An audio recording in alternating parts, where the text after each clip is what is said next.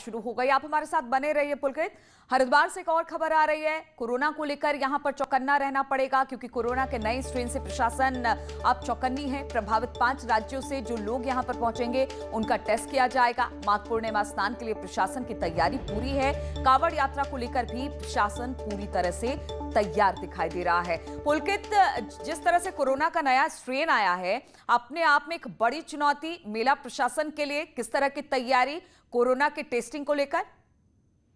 देखिए, क्योंकि हरिद्वार में इस वक्त जो है कुंभकाल चल रहा है और एक के बाद एक गंगा स्नान आ रहे हैं, प्रमुख गंगा स्नान। इसके अलावा जो अगला महीना है उसमें शिवरात्रि के चलते कांवड़ यात्रा भी शुरू होने वाली है, जिसमें हजारों लाखों की संख्या में श्रद्धालु हरिद्वार पहुंचते हैं। तो ऐसे में हालांकि जिला प्रशासन, मेला प्रशासन की ओर से यहाँ पर व्यापक इंतजाम जो है किए गए हैं, लेकिन कोरोना का जो नया स्ट्रेन आया है विदेशों से, उसने भारत के कुछ राज्यों में जो है अपना प्रभाव बढ़ाया है। महाराष्ट्र, छत्तीसगढ़ और गुजरात, महाराष्ट्र, छत्तीसगढ़ और मध्य प्रदेश जैसे ये राज्य हैं जहां पर ये स्ट्रेन है। तो इन जो प्रभावित राज्य हैं उनसे आने वाले लोगों की यहाँ पर अनिवार्य रूप से कोरोना जांच कराई जाएगी, ऐसा जिला प्रशासन का कहना है। उसके अलावा अन्य राज्यों से जितने भी श्रद्धालु यहाँ पर आएंगे उनकी भी रैंडमली चेकअप कराया जाएगा। चलिए, तो प्रशासन अब माघ मेले में जितने भी स्नान है उसको लेकर पूरी तरह से तैयार है, मुस्तैद है। और अब कोरोना का नया स्ट्रेन है तो चुनौती अब दुगुनी हो गई है प्रशासन के लिए। बहुत बहुत शुक्रिया आपका पुलकित। और नैनीताल में मुरादाबाद के एक पर्यटक हुमायूं ने झील में कूदकर जान दे दी। बताया जा रहा है कि मृतक डिप्रेशन का शिकार था और मुरादाबाद में अपने घर से बाजार जाने के लिए निकला था। उसने सुसाइड से पहले अपने घर पर फोन भी किया था। पुलिस ने शव बरामद कर मामले की छानबीन शुरू कर दी है। पहचान हुमायूं पुत्र तौकीर, ये मुरादाबाद का है। ये इसके परिजन भी यहाँ पर मौके पर पहुँच चुके थे इसकी तलाश करते हुए। तो इनके द्वारा बताया गया कि ये डिप्रेशन में था। कल रात इन्होंने कॉल किया था कि मैं सुसाइड करने जा रहा हूँ, तो इसीलिए इनको तलाश करते हुए ये लोग यहाँ पहुँच गए थे। फिलहाल क्या कार्रवाई की जा रही है? फिलहाल इसका पंचनामा भरकर पोस्टमार्टम की कार्रवाई की जा रही है। और भारत नेपाल सीमा से लगे चंपावत जिले का 80 किलोमीटर से ज्यादा का इलाका सीमांत है। कोरोना काल में सीमांत गांव में विकास की रफ्तार धीमी पड़ गई थी। इसे लेकर सीडीओ ने ब्लॉक अधिकारियों के साथ विकास कार्यों की समीक्षा की और शेष बचे कार्यों को जल्द पूरा करने के निर्देश भी दिए। में अभी हमारे पास जो धनराशि थी लगभग हम 90% के ऊपर खर्च कर चुके हैं और नई कार्य योजना शासन को गई है। इसके साथ साथ स्टेट बीएडीपी की धनराशि भी संभवतः हमारे पास शीघ्र आने वाली है और जिसमें हम मार्च तक कार्य प्रारंभ कर देंगे। और 1 मार्च से कैंपस, जो कॉलेज कैंपस हैं और विश्वविद्यालय हैं, उनमें रौनक लौटने वाली है। ऐसे में जहां छात्रों की कुछ मांगे हैं, वहीं सरकार भी बेहतर सुविधा देने का वादा कर रही है। दिखाते हैं एक रिपोर्ट।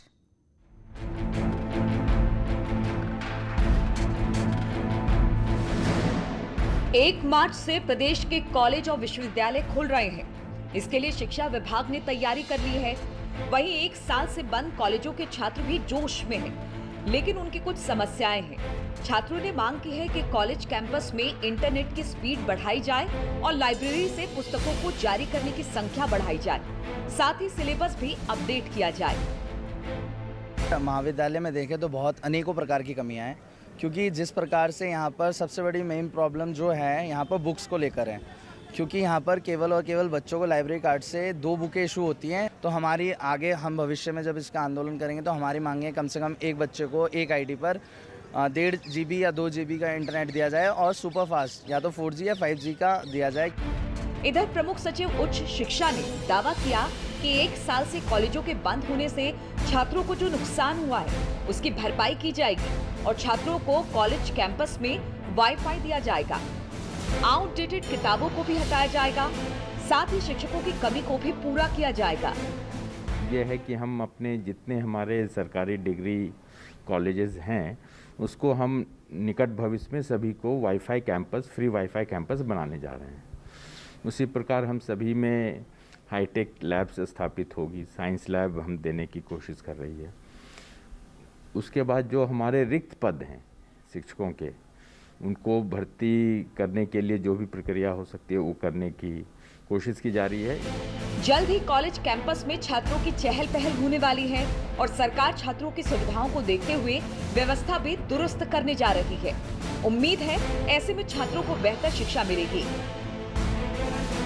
भारती सकलानी, न्यूज़ 18, देहरादून। और उधम सिंह नगर के जसपुर से एक स्कूल का वीडियो सामने आया है।